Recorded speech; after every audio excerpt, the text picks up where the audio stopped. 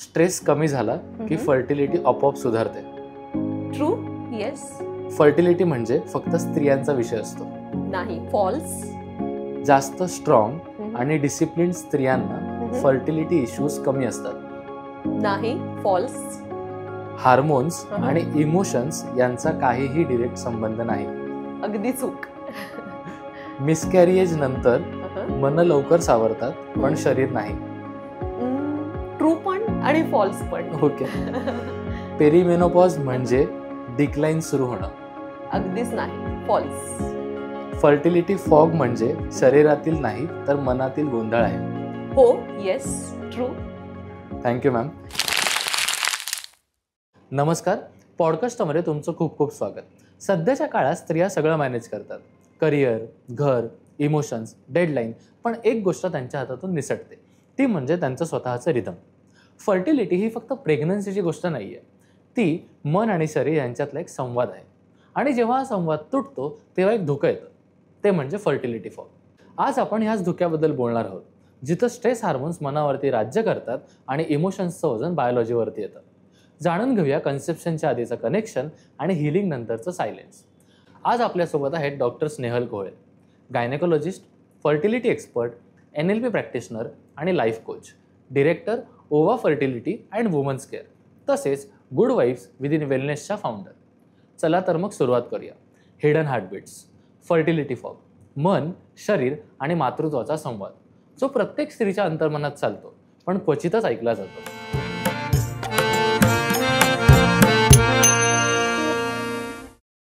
नमस्कार मॅम, पॉडकास्टमध्ये तुमचं खूप खूप स्वागत. नमस्कार. तर पुढे जाताना आपण आपल्या सेक्शन्स वाईज सुरुवात करूया. हो.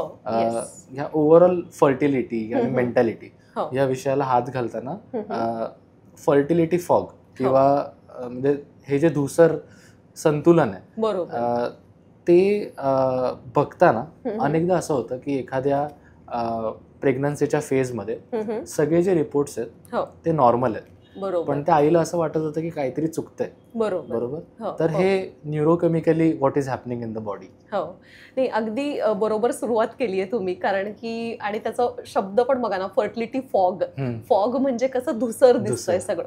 आणि जे उदाहरण तुम्ही दिलं, म्हणजे असे कित्येक उदाहरणं मी माझ्या आता प्रॅक्टिसमध्ये बघितलेत की रिपोर्ट सगळे नॉर्मल आहेत, सगळं छान चाललंय, आम्ही ट्रीटमेंटही करतोय, पण रिझल्टच येत नाही. आणि मग काय होतं, कुठेतरी ती आई मनामध्ये शंका घेते, होणारी आई, की का होत नाहीये, काही चुकतंय का माझं. बरं, आणि आता होतं काय आहे परिस्थिती, की समाजामध्ये सुद्धा ती जाते ज्या वेळेला कुठल्या सोशल कार्यक्रमाला जाते आहे, काही आहे, आणि सगळेजण विचारणारे आहेत, काय झालं, अजून नाही झाला का रिझल्ट, काय तुम्ही कधी प्लॅन करताय, की गुड न्यूज कधी देताय, हे जे शब्द आहेत. किंवा जेव्हा तिला जाणवतं की एखाद्या कार्यक्रमाला, जसं बारशाचा कार्यक्रम आहे, बेबी शॉवर आहे, मग त्याला बोलवलं जात नाही, हे अजूनही आपल्या समाजामध्ये बघायला मिळतं. आणि तिथे कुठेतरी तिची मनस्थिती एकदम खालावत जाते. आणि ह्याला हे ते फॉग आहे, हे ते धुकं आहे.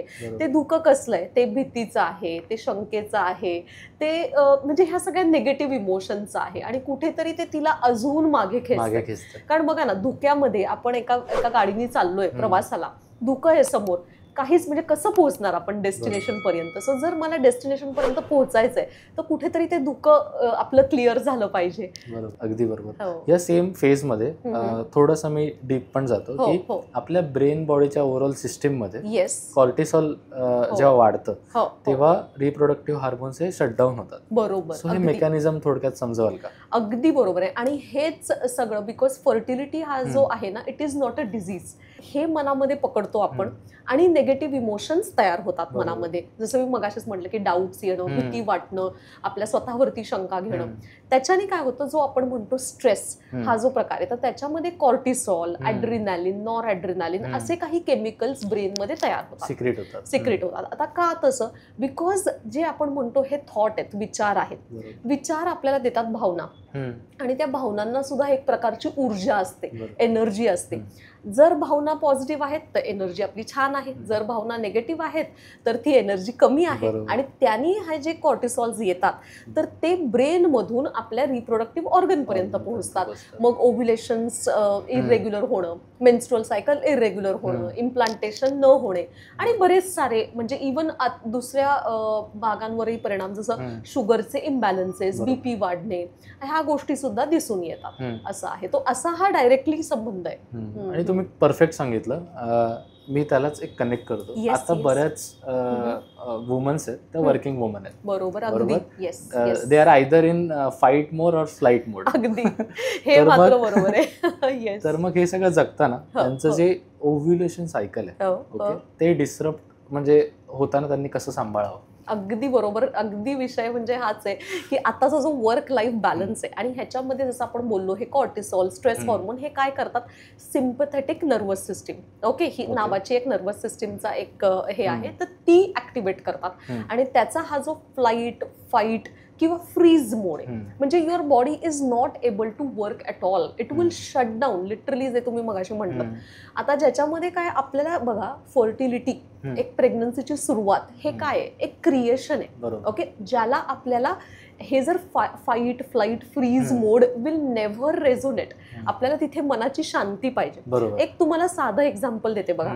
बॉइलिंग वॉटर आहे, उकळतं पाणी, त्याच्यामध्ये तुम्ही स्वतःचं प्रतिबिंब पाहू शकता का? जस्ट विचार करा, है ना.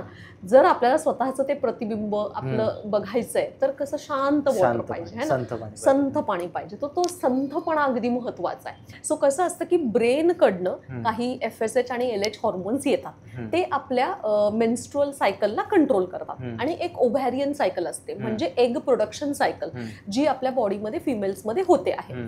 तर एग प्रोडक्शन सायकल म्हणजे ह्या हॉर्मोन्सच्या योग्य त्या मात्रांमुळे बरोबर एग रिलीज होतं, ज्याला म्हणतात ओव्ह्युलेशन. आणि जोपर्यंत एग रिलीज होत नाही तोपर्यंत प्रेग्नन्सीसाठी ते उपयुक्त नाही. आणि ती योग्य प्रमाणामध्ये योग्य वेळेला ते रिलीज झालं पाहिजे, त्याची क्वालिटी सुद्धा चांगली पाहिजे, ते पण महत्वाचं आहे. आणि त्याचं जे लाईफ असतं ते फक्त 24 तास आहे. आणि मग त्या दरम्यान जे प्रोसेस होईल आणि प्रेग्नन्सी होणार, मग आपल्याला समजून येईल. प्रेग्नन्सी म्हणजे ती बनून तिथे रुजणं, हे पण महत्वाचं आहे. रुजण्याच्या प्रक्रियेसाठी सुद्धा आपल्याला युट्रस जे म्हणतो आपण, वूम, त्याचं रिसेप्टिव्ह झोन मध्ये असणं, म्हणजे तिथे व्यवस्थित ब्लड फ्लो असणं, त्याची जी आपण म्हणतो गर्भपिशवीचा पदर किंवा लाइनिंग ते व्यवस्थित असणं. आणि ह्याच्यासाठी सुद्धा आपल्याला हॅपी हॉर्मोन्स पाहिजे. सो जे म्हणतो आपण सिरोटोनिन्स, एन्डॉर्फिन्स, हे हॅपी हॉर्मोन्स. बरोबर. तुम्ही आता ना हा जो विषय हळूच मेडिकल कडून जेव्हा स्ट्रेस आणि माइंड कडे नेला, तुम्ही स्वतः NLP प्रॅक्टिशनर सुद्धा आहात. NLP मध्ये कॉन्सेप्ट आहे बॉडी अवेअरनेस अँकर्स, त्याबद्दल थोडंफार सांगाल का? येस. आता ऍक्च्युली NLP चे कॉन्सेप्ट थोडेसे म्हणजे आपण जर नाव घेतलं ना तर थोडे कॉम्प्लिकेटेड असतात, पण मी अगदी सोपं करून सांगते. NLP म्हणजे काय, न्यूरो लिंग्विस्टिक प्रोग्रॅमिंग. म्हणजे न्यूरो म्हणजे ब्रेन, लिंग्विस्टिक म्हणजे भाषा, लँग्वेज. सो योग्य ती लँग्वेज किंवा भाषा वापरून आपल्या ब्रेनला प्रोग्राम करणं, हे सिम्पल आहे. आता जसं तुम्ही म्हणलात की जे अँकरिंग असतं आहे ना, माइंड आणि बॉडीचं जे अँकरिंग, जसं माइंड आणि बॉडी हे कनेक्टेड आहे. तर अँकरिंग म्हणजे काय, आता बघा मोस्ट ऑफ द टाइम मला अगदी म्हणजे तुम्ही विचार करा किंवा आपले प्रेक्षकही विचार करतील की आता आपण जर बसलेलो आहोत, मोस्ट ऑफ द टाइम मनामध्ये विचार काय, आयदर मला कुठली तरी पास्टची गोष्ट आठवते आणि जी मला अनकम्फर्टेबल करते, किंवा मला फ्युचरची अँझायटी होते की मी हे कसं करू, ते कसं मॅनेज करू, पण प्रेझेंटमध्ये मी राहत नाहीये. बरोबर. तर NLP मध्ये हे प्रूव्ह होतं की ज्यावेळेला तुम्ही स्ट्रेसफुल सिच्युएशन परत परत परत परत आपल्या मनामध्ये तोच विचार करताय, म्हणतो ना आपण रवंत करणे, तसं जर आपण करतोय तर आपण त्या बॉडीमध्ये स्ट्रेस हॉर्मोन, जरी ती आत्ता सिच्युएशन घडत नाहीये तरी ब्रेन असं आपल्याला सेन्स करतो की ते घडतंय आणि तेवढेच स्ट्रेस हॉर्मोन तयार होत आहेत. म्हणजे बघा, एकदा घडून गेलेली गोष्ट किंवा भविष्यामध्ये घडेल की नाही माहिती नाही, तरी आपण तो स्ट्रेस क्रिएट करतोय. बरोबर. पण हेच बघा, जर तुम्ही हे असं मनामध्ये विचार करण्याऐवजी जर चांगला विचार केला, चांगल्या पद्धतीने व्हिज्युअलायझेशन केलं की हो सगळं छान होणार आहे, मी एक छान म्हणजे जसं आता आपण मातृत्व विषय बोलतो, आता मला सांगा मातृत्व ह्या शब्दाला किती पॉझिटिव्हिटी आहे, अगदी मनामध्ये किती छान ऊर्जा आहे. म्हणजे एक आता जस्ट सांगते मी मराठीमध्ये की असं म्हणतात की व्यापता न येणारं अस्तित्व आणि मापता न येणारं प्रेम म्हणजे मातृत्व. आता हे जेव्हा मी बोलते किंवा ही जी ऊर्जा क्रिएट होते मला किती छान पॉझिटिव्ह वाटते, राईट. आणि तसेच हॉर्मोन्स येत आहेत. आणि हेच जर बघा मी विचार करते बापरे मला तर होतच नाहीये, माहिती नाही काय, सगळे रिपोर्ट नॉर्मल आहेत बघा, डॉक्टरने एवढ्या गोळ्या दिल्यात, किती अवघड आहे हे सगळं, लगेच माझी एनर्जी डाऊन झाली. हे तुम्हाला ते फॉग क्लिअर करायला नक्कीच मदत करेल असं आहे. So I think this is perfect for fertility फॉगची डेफिनेशन, त्याचं ओव्हरऑल डेप्थ आपण सगळं क्लिअर केलं. एक नेक्स्ट सेक्शन मला यात घ्यायचं होतं की मन शरीराला अडवतं तेव्हा. म्हणजे बऱ्याच वेळेस असं होतं की जेव्हा आपण सतत आपल्या शरीराला कंट्रोल करण्याचा प्रयत्न करतो तेव्हा शरीराचं नॅचरल रिदम हरवतं. अगदी ते तुम्ही कसं एक्सप्लेन करा? ट्रू. आणि म्हणजे मी तर म्हणेन की नेहमीच मन आहे ना शरीराला हरवत असतं. आणि आपल्याला एकच समजून घ्यायचं आहे की आपण ह्या मनाला कंट्रोल करू शकतो आणि हे पॉसिबल आहे. मनामध्ये प्रचंड पॉवर आहे. आता आपण म्हणतो ना मन असं कुठे दिसत नाही, टँजिबल नाही, पण जर आता मेडिकली म्हणाल तर जसं ब्रेन आपण म्हणतो, ब्रेनला जसं एक कॉन्शियस ब्रेन असतो, एक सबकॉन्शियस ब्रेन असतो की जिकडे आपले सगळे मेमरीज आणि सगळे पास्ट इन्सिडेंसेस स्टोअर आहेत आणि तो आपल्याला काही सिग्नल्स देतो आणि जेणेकरून आपण काही निर्णय घेतो किंवा आपण त्या पद्धतीने वागतो. अशी ती सगळी मेकॅनिझम असते. पण खरं सांगू ही कॉम्प्लिकेटेड नाहीये. हे इट इज जस्ट लाईक एक गणिताचा फॉर्म्युला असतो तसं आहे. जर आपण तो शिकलो ना बरोबर आणि योग्य त्या पद्धतीने अप्लाय केला तर तो कधीच चुकणार नाही. म्हणजे नेहमी आपण आपल्या मनाची पॉवर जी आहे ना, सबकॉन्शियस माइंडची पॉवर, ती नेहमीच वापरू शकतो असं आहे. येस. अँझायटी आणि प्लॅनिंग ऑब्सेशन ह्या ज्या दोन टर्म्स आहेत, IVF असेल किंवा कन्सेप्शन असेल, या दरम्यान तुम्ही या मदर्सचे पॅटर्न्स आहेत हे कसे ओळखता? अँझायटी आणि ओव्हरऑल ऑब्सेशनचे. येस. सो मी त्याचं सांगते तुम्हाला.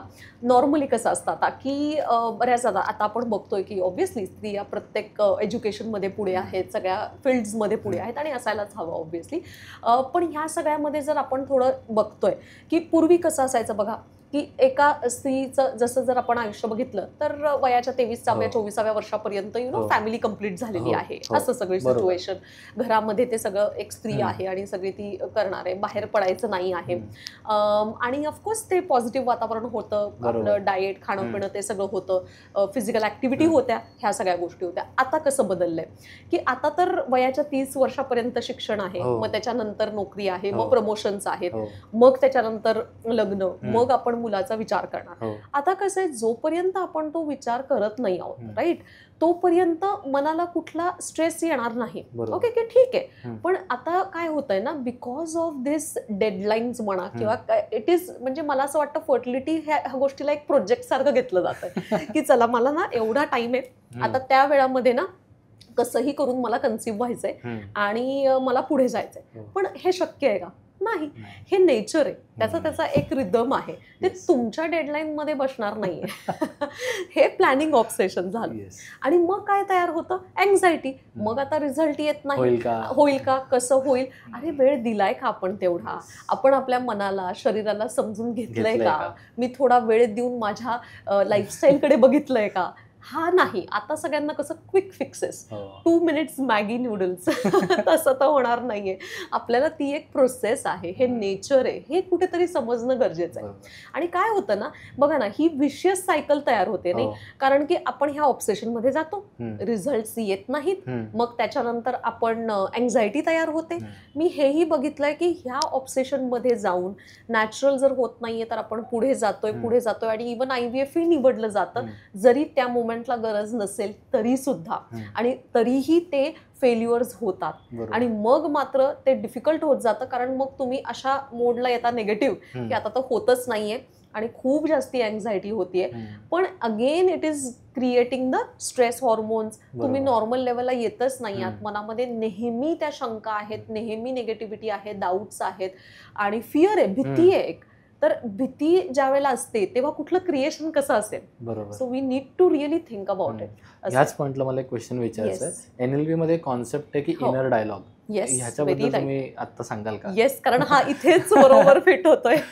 कारण की जसं मी म्हटलं की हा सगळा आपला बघा ना इनर डायलॉगच आहे की आपण बोलतो नाही माझी ही डेडलाईन, आता मला एवढा वेळ आहे ना तर माझी प्रेग्नन्सी मला कंप्लीट करायची, पण काय होतंय मला रिझल्ट येत नाही. मग माझ्या मनामध्ये नेहमी की मी स्कॅनला जाते, काय आज दिसेल स्कॅनवर, होईल का सगळं नीट, आता मला ट्राय करायचं आहे, पण अरे बापरे आता काहीतरी वेगळंच झालंय, मग आता वेळ नाही, मग मला माझी मीटिंग्स आहेत, माझा टाइम जुळत नाहीये. हे प्रॅक्टिकल प्रॉब्लेम आहेत बघा, अगदी डे टू डे.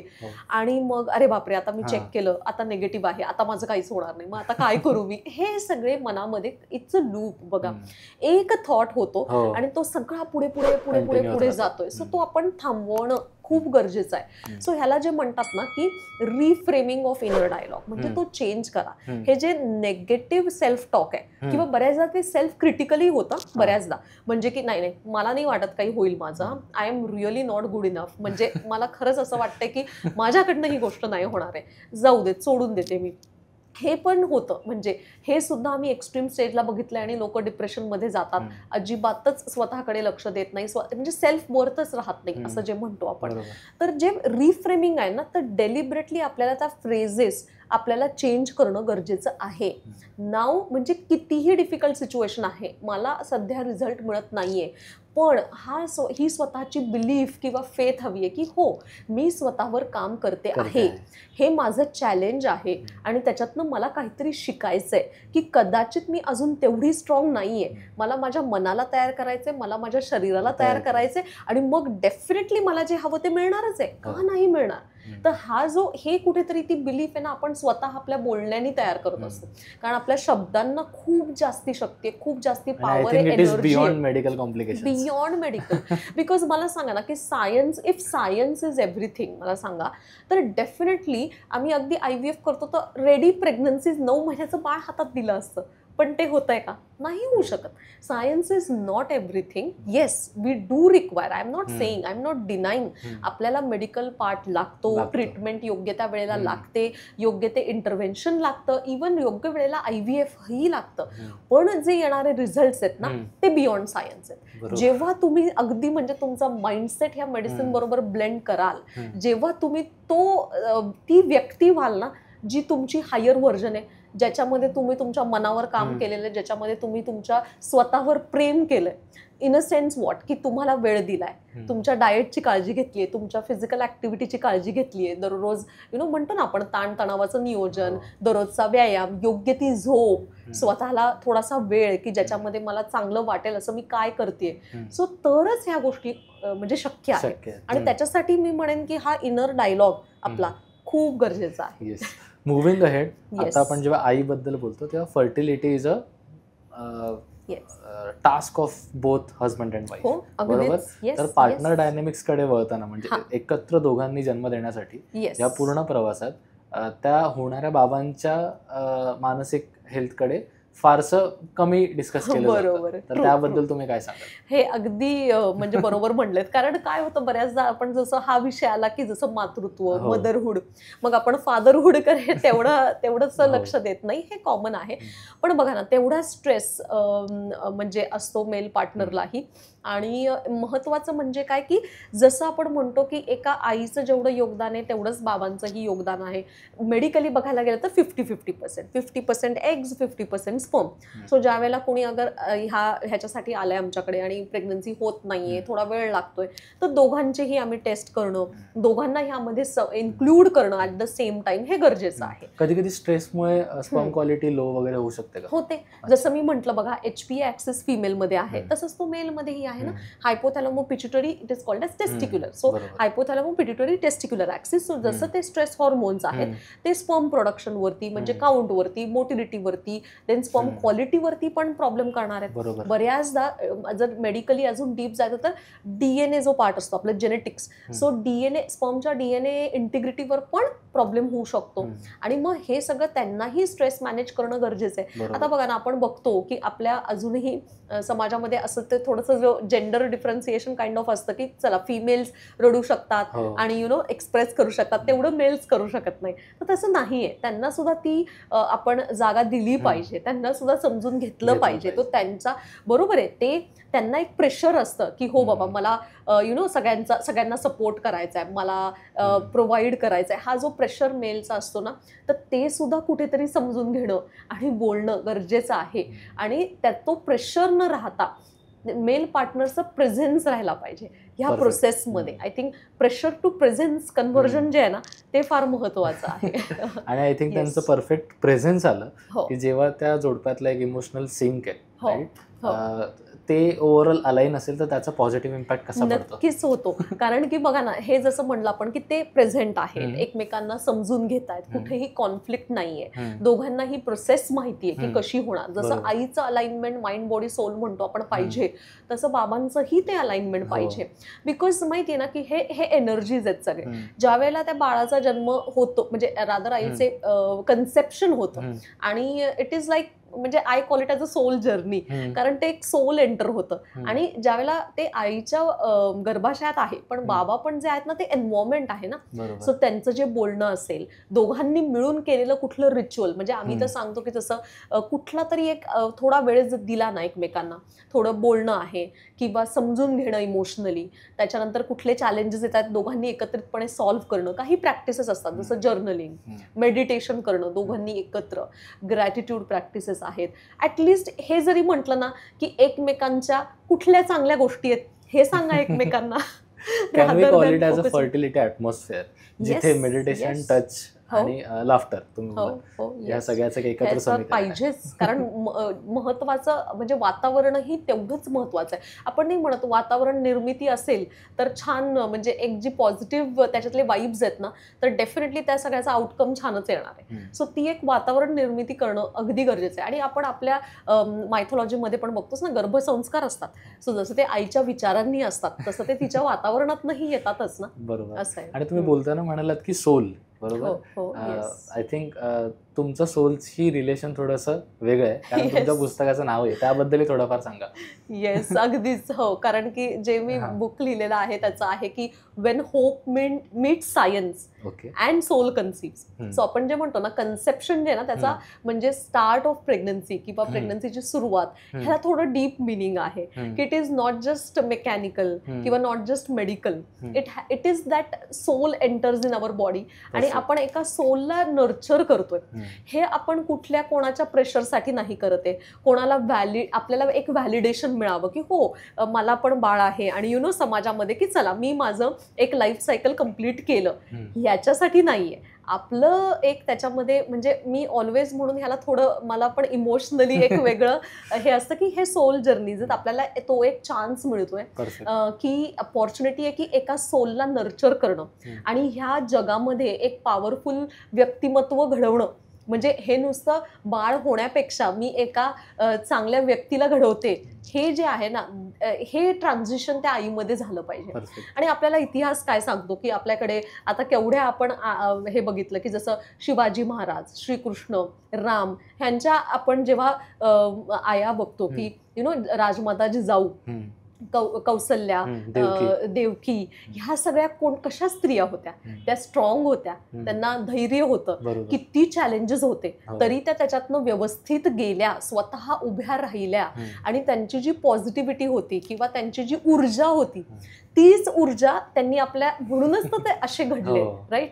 तर ती आई आपल्याला बनायचंय. सो कोणत्या आईला जेव्हा आपल्याला वाटतं की माझ्या घरी शिवाजी जन्मावा, तेव्हा त्या आईने हा विचार करावा की मी आधी राजमाता जिजाऊ होईल आणि मग ते शिवाजी माझ्या घरामध्ये येईल. तर त्यासाठी ते हे कन्सेप्ट समजणं खूप गरजेचं आहे. मला असं वाटतं की बऱ्याचदा मी जे बघते ना की लोक म्हणजे अगदी एक कोणीतरी सांगितलंय आणि कसंही करून आता ह्याच्यातनं मला हे कम्प्लीट करायचंय, मला समाजामध्ये व्हॅलिडेशन मिळणार म्हणून ह्या प्रवासातनं जातात. तसं न करता अगदी, म्हणून मी तर आधी विचारते माझ्या पेशंट्सला की तुम्हाला का पेरेंट व्हायचंय, म्हणजे वाय इज, म्हणजे तुमचा व्हाय काय त्याच्या मागचा. जेव्हा तो क्लिअर असेल ना, तेव्हा कितीही चॅलेंजेस आले तरी तुम्ही पॉझिटिव्हलीच उभं राहणार. आणि जर तुमचा व्हाय क्लिअर नाहीये, ते कोणाचं दुसऱ्याचं स्वप्न आहे ना, मग तुम्ही गिव्हअप करणार. हे अगदी म्हणजे हा रूलच आहे. सो हे समजून घेणं मला असं वाटतं फार गरजेचं आहे. आणि तेच त्या पुस्तकामध्ये तेच मी म्हणजे ह्या सगळ्या मागचं जे थोडंसं बियॉन्ड सायन्स जे काही आहे ते मांडण्याचा प्रयत्न केलाय. बिईंग लाईफ कोच आणि NLP जेव्हा मी बघते ह्या गोष्टींना, सो तो अँगल देण्यासाठी. आणि हे ज्यावेळेला मी एकत्रितपणे माझ्या पेशंटसाठी वापरलं, इतक्या मिरॅक्युलस जर्नीज झाल्या. म्हणजे जिथे मला सायंटिफिकली सुद्धा ते इतके चॅलेंजिंग होते, तरी सुद्धा ते छान हेल्दी पद्धतीने कन्सिव्ह झाले आणि आज ते त्यांचं पेरेंटहुड एन्जॉय करतात. तर हे लोकांपर्यंत पोहोचवणं मला फार गरजेचं वाटतं. Yes. From motherhood to couples to soul, moving ahead, ह्या पूर्ण जर्नीमध्ये बऱ्याच वेळेस कधी कधी डार्क फेज येतात, लाईक मिसकॅरेज वगैरे. तर मिसकॅरेजमध्ये सेरोटोनिन आहे आणि प्रोजेस्टेरॉन आहे. ह्या दोन्ही गोष्टी जेव्हा लो होतात तेव्हा मूड आणि विश्वास किंवा ट्रस्ट यावरती याचा प्रभाव कसा पडतो? अगदीच. कारण जसं मी मागे म्हटलं ना की सिरोटोनिन, एंडॉर्फिन्स हे आपले हॅपी हॉर्मोन्स आहेत ना, ते आपला मूड नेहमी एलिव्हेटेड ठेवतात. आणि असं आहेच की एक मनाची जी स्थिती असते आपण म्हणतो, तर त्याची ना 2 कंडिशन्स असतात. एक रिसोर्सफुल कंडिशन आणि एक अनरिसोर्सफुल कंडिशन. रिसोर्सफुल म्हणजे तुम्ही नेहमी हॅपी आहात, तुम्ही उत्साही आहात. आणि मग काय होईल जेव्हा बघा ना आपण आनंदी आहोत, उत्साही आहोत, काहीतरी करण्याची धमक आहे, तर काही पुढे आलं तरी मला रस्ते दिसतील. आणि हेच जर मी अनरिसोर्सफुल आहे, म्हणजे मी अगदीच डल फेज मध्ये लो आहे, मला काहीच समजत नाही, तर माझ्या पुढे चांगल्या जरी गोष्टी आहेत ना तरी मला वाईटच दिसणार त्याच्यातनं आणि मी काहीही त्याच्या पुढे पावलं घेऊ शकणार नाही. तर नेहमी आपलं जे ध्येय असलं पाहिजे ना ते की ह्या रिसोर्सफुल स्टेटमध्ये मी कशी असेल. तर हॉर्मोन्स अगेन परत हॉर्मोन कसे कनेक्टेड आहेत, माइंड बॉडी कनेक्शन आणि हॉर्मोन्स. सो आपल्या विचारांनीच, बिकॉज हे जेव्हा एंडॉर्फिन, सेरोटोनिन कमी असेल, मूड जर कमी असेल, आणि हे ग्रीफ आहे बघा, मिसकॅरेज म्हणा किंवा फेल्युअर, हे दुःख आहे ना, प्रत्येकाचं ते दुःख हाताळण्याची प्रक्रिया वेगळी आहे प्रत्येकाच्या मनामध्ये, आणि प्रत्येक जण तो वेगळा वेगळा वेळ घेणार आहे. म्हणून मी मगाशी म्हटलं ना की ट्रू आणि फॉल्स दोन्ही आहे. कधी मन आधी रिकव्हर होईल की शरीर हे नाही सांगता येणार. पण हे फार महत्वाचं आहे की मनाच्या रिकव्हरी शिवाय जर तुम्ही पुढे गेले तर शरीर सुद्धा साथ देणार नाही. हे अगदी मी बघितलंय. म्हणजे या पूर्ण प्रोसेसमध्ये आय थिंक डॉक्टर पण खूप महत्वाचा रोल प्ले करतात. अगदी त्यांचे शब्द किती इम्पॅक्ट करतात? अगदीच. बिकॉज जसं मी अगेन म्हणते ना, शब्दांना किती पॉवर आहे. मग ते आपण स्वतःसाठी वापरतोय किंवा आपण ते दुसऱ्यासाठी वापरतोय. सो ॲज अ डॉक्टर जेव्हा मी आता ह्या प्रोसेसमधनं गेले ना की स्वतः लाईफ कोचिंग शिकणं, NLP, तर ह्याच्यामध्ये मी हेही शिकले की ज्या वेळेला मी कोणाला ट्रीट करते ना, तर माझ्या स्वतःची माइंड स्टेट आणि माझ्या स्वतःची एनर्जी खूप मॅटर करते. जर मीच पॉसिबिलिटी नाही ठेवल्या की अरे हे किती अवघड आहे, ह्याच्यात ना काही शक्य नाही होणं, हे शब्द किंवा आहेत आपल्याला डिफिकल्टी, रिपोर्ट्स असं सांगतायत, पण येस होऊ शकतं, मी बघितलंय, आपण प्रयत्न करू, आपण योग्य ते प्रयत्न करू, किती फरक पडतो बघा.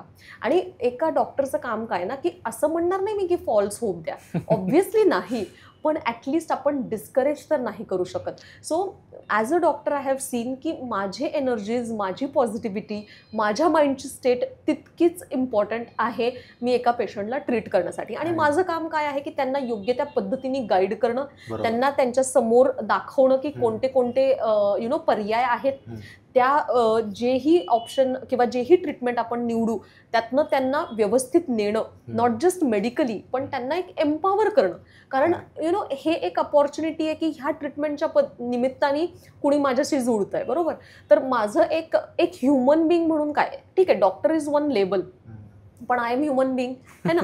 तर एक ह्युमन बिंग म्हणून माझं कर्तव्य काय की मी पॉझिटिव्हली इन्स्पायर करावं. I am trying to connect NLP concept here, which is reframing pain as purpose. True, exactly. I think तुम्ही पण खूप वाचलंय NLP.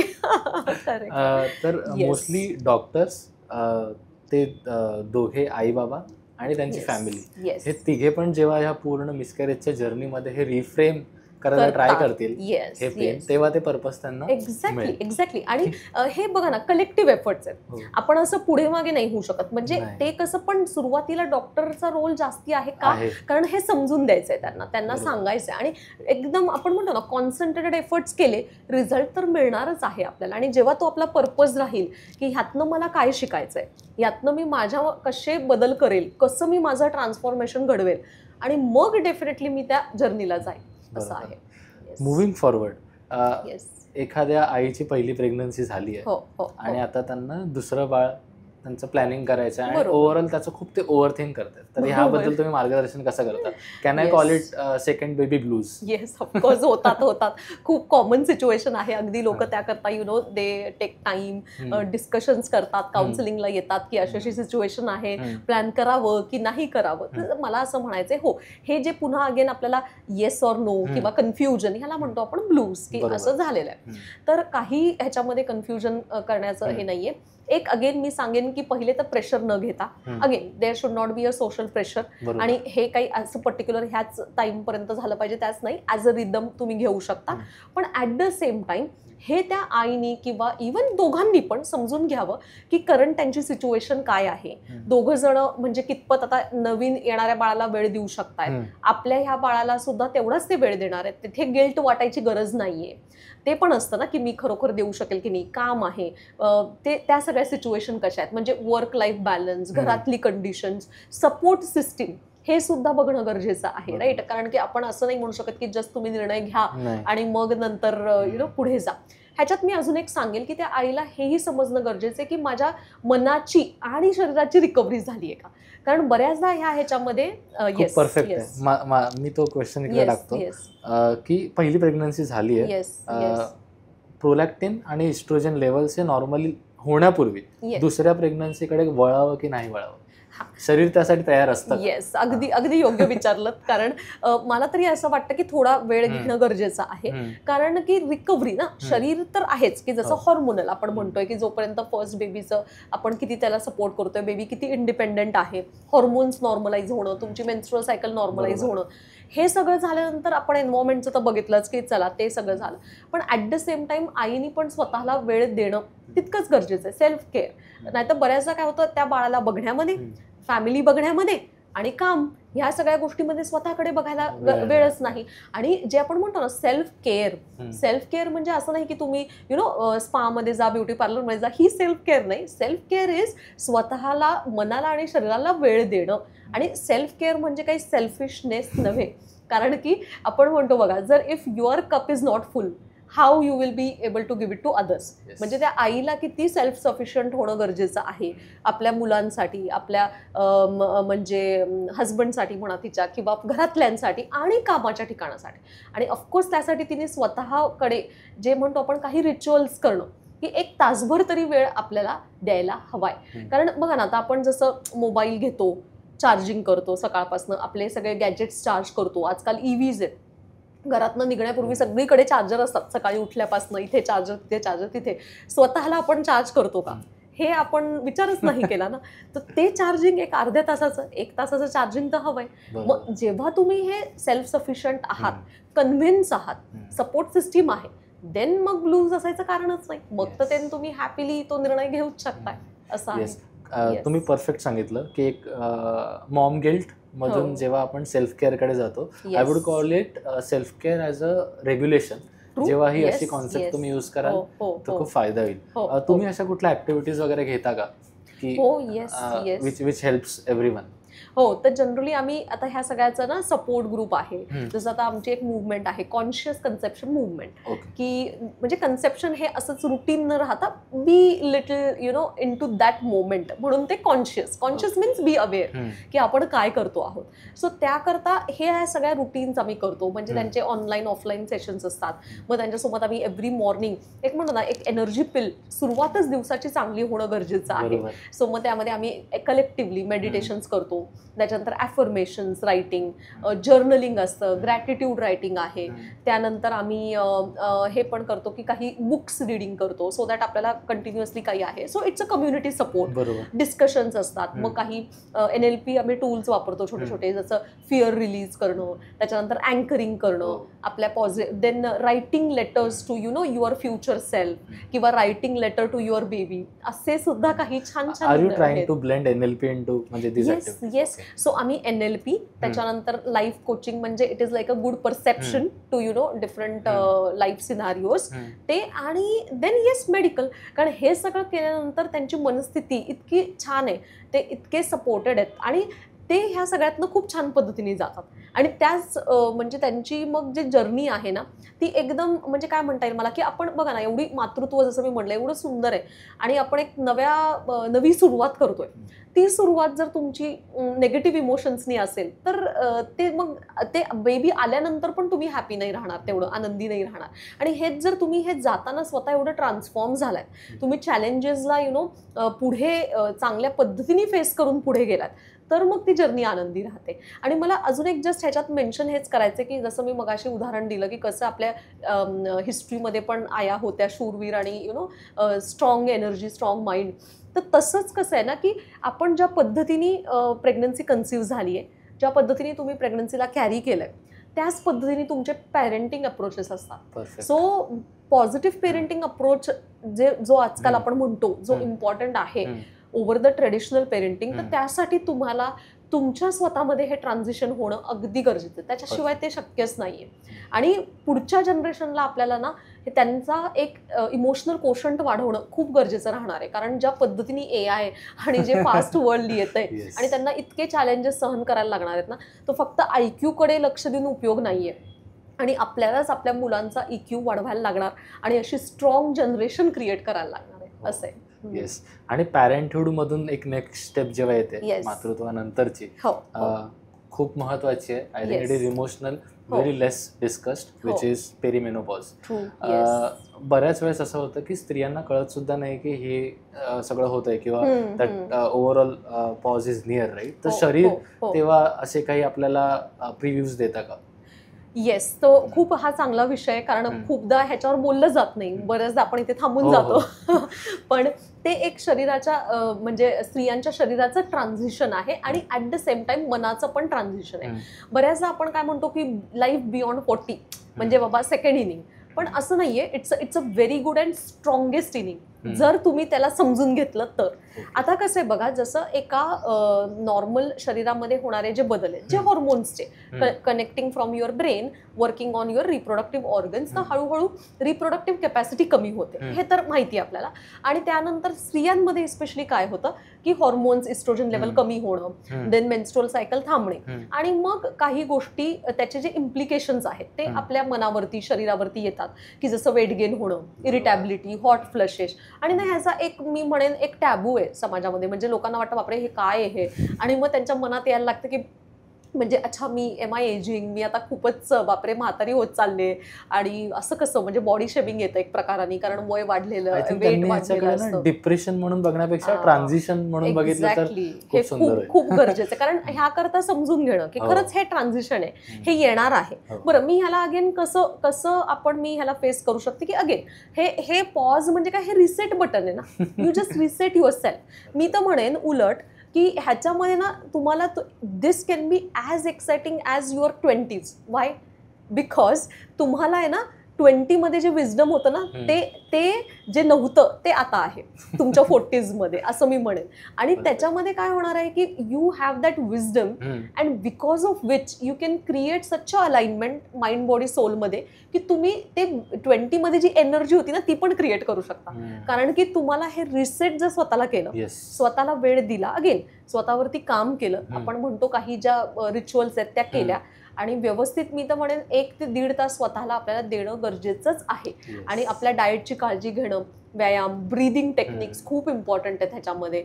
मग तुमचं म्हणजे मेडिकली सुद्धा तुम्ही स्वतःला अगदी फिट ठेवू शकता, आणि मनाने तर डेफिनेटली राहणार आहे. आणि अगेन फाइंड समथिंग, म्हणजे these years are powerful, you are more towards peace म्हणतो आपण, किंवा पर्पज आपण फाइंड आउट करू शकतो. सो बघा, आपण कॉमनली ऐकतो नाही मिड लाईफ क्रायसिस वगैरे. सो हे मिड लाईफ क्रायसिस न होता NLP वापरून आपण जर रिफ्रेम केलं ना, तर it can be mid life awakening. So आपल्याला जागं व्हायचंय आणि स्वतःला ते म्हणजे जागं करायचंय रादर, मी म्हणेन. आणि if we see it as this, तर नथिंग लाईक इट. म्हणजे दीज आर, मी तर म्हणेन, अनस्टॉपेबल इयर्स आहेत. जे तुम्ही आधी नाही अचीव्ह केलंय ते सगळं तुम्ही ह्याच्यामध्ये अचीव्ह करू शकता. When I relate to it, मला असं वाटतं की जसं फर्टिलिटी फॉग आहे ना, तसा हा एक पेरिमेनोपॉजचा पण एक फॉग आहे. आणि it is a both end. ह्या फेजमध्ये पेरिमेनोपॉजच्या न्यूट्रिशन आणि माइंडफुलनेस हे कसं हेल्प करतं? अगदीच इम्पॉर्टंट. जसं आता अगेन मी ह्याच्याकडे येते सायंटिफिक थोडंसं. जसं आपण म्हणतो ना की जे मी म्हटलं हॅपी हॉर्मोन्स आहेत, सिरोटोनिन, एंडोर्फिन, तर मेजर 90% ते कुठून येतात? एक तर चला 10% आपल्या विचारांनी, पॉझिटिव्ह थिंकिंगनी, ते बरोबर आहे. 90% ना दे come from the gut. There is a gut brain axis. Okay, so आपलं जशी गट हेल्थ आपली आहे तसंच आपलं डेफिनेटली व्हेन इट इज वेल, म्हणजे काय म्हणतात, एकदम चांगली आहे जर आपल्या गटची वेल मॅनेज्ड आहे, तर डेफिनेटली आपलं सिरोटोनिन, एंडोर्फिन चांगले, स्ट्रेस लेवल कमी आहेत आणि तुमचं हॅपीनेस इंडेक्स जास्त आहे. मग अगेन गट हेल्थ कशी ठेवणार आपण? न्यूट्रिशननी. मग त्याच्यामध्ये आता त्याच्यामध्ये येते की बऱ्याचदा लोकांना कन्फ्यूज असतात की मग थोडंसं वेट वाढलेलं आहे, कसं मी कंट्रोल करू, डाएट कसं होणार माझ्याकडनं? पण तिथेही मिथ्स खूप आहेत. मी हे म्हणेन की असं नाही की आपल्याला खूप हायफाय डाएट्स पाहिजेत आणि मग त्याच्यामध्येच आपण एक सुरू करणार, थांबून जाणार, दुसरं सुरू करणार, थांबून जाणार. तसं नाही आहे. आपलं डाएट असं हवं की जे तुम्ही नेक्स्ट 15 वर्ष सेम फॉलो करू शकता. सिम्पल, इझी टू अडॅप्ट, हे महत्त्वाचं आहे. आणि सिम्पल गोष्टी आहेत की प्रोटीन कंटेंट जास्ती हवं आहे, त्याच्यानंतर fresh fruits and vegetables, kind food नको आहे, प्रोसेस फूड नको आहे, स्मोकिंग अल्कोहोलपासून दूर राहायला हवं आहे, हायड्रेशन आपलं चांगलं पाहिजे आहे, आणि जे घरात अवेलेबल फूड आहे ना त्याच्यातनंच आपल्याला मॅनेज करायचं आहे. टायमिंग महत्त्वाचं, म्हणजे right timing, right portion controlled way, आणि व्यवस्थित right choice of the food. बस एवढी त्रिसूत्री, म्हणजे दॅट्स इट, इनफ आहे. बाकी आपल्याला काही हायफाय करण्याची गरज नाही. आणि जे सोपं आहे ना, जे इझिली आपण करू शकतो आणि जे कन्सिस्टंटली करू शकतो, कारण इथं कन्सिस्टन्सी महत्त्वाची. एक दिवस करून काहीच नाही होणार. म्हणजे मी तर म्हणते, हे नेहमीच एक्झाम्पल देत असते की हे ना डेली वेजेस सारखं आहे. डेली आपल्याला वर्क ऑन करायचं, तेव्हा त्याचा इम्पॅक्ट लॉंग टर्म येस, तेव्हाच तो लॉंग टर्म होणार आहे. आणि माइंडफुलनेस अगेन, की जसं मेडिटेशन्स करणं, ब्रीदिंग टेक्निक्स वापरणं, त्याच्यानंतर आपल्याला ओव्हर थिंकिंग न करणं, be present in this moment. या फेजमध्ये एनर्जी शिफ्ट होते का? हो, येस, ऑफकोर्स. जसं ह्या हॉर्मोन्समुळे जे मी म्हटलं ना की ते लो मूड स्विंग्स होतात, एनर्जी शिफ्ट होते. पण कसं आहे ना, 2 गोष्टी आहेत की जर ती एनर्जी लोला जाते ना, तर आपल्याला त्याचा अवेअरनेस पाहिजे. म्हणजे आपल्याला ट्रिक पाहिजे की येस, माझी एनर्जी आता शिफ्ट झाली, मला लो वाटते, अग्रीड. पण तुमच्याकडे टूल्स आहेत, use it. Use right energy. Simple thing, move, तुमची एनर्जी बदलेल. मला असं बसून बोर झालंय, कंटाळा आलाय, मी अजून बसते, मी अजून स्क्रोल करते, मी अजून टीव्ही पाहते, मी वेगळंच काहीतरी करते, मग कसं होणार? Then you binge it. असं नाही होणार आहे. Just move. तुम्ही चाला, नेचरमध्ये जा, थोडं वर्कआउट करून या, जे पाहिजे ते. Your energy shifted. और थोडंसं तुम्ही, म्हणून तुमच्याकडे ना ती टूल किट पाहिजे की मला काय केल्याने मला आनंदी वाटतंय. मग मला वाचल्याने आनंदी वाटतंय का, मला म्युझिकनी वाटतंय का, मला काहीतरी, कदाचित काही लोकांना काही क्रिएटिव्हिटी असते ती करा आणि दे आर लाईक रिफ्रेश. कोणाला कॉल करून छान पद्धतीने बोलून, म्हणजे बऱ्याच गोष्टी आहेत. तर ते मला कळलं पाहिजे की मला आता हे करायचंय असं. Perfect. I think fertility fog, त्याच्यानंतर मन शरीराला कसं थांबवतं, partner dynamics, second baby blues, आणि मग पेरिमेनोपॉज. परफेक्ट समीकरण आहे टॉपिकचं. खूप छान माहिती मिळाली आणि पॉडकास्टला इतका वेळ दिल्याबद्दल खूप खूप धन्यवाद. Thank you so much. येस.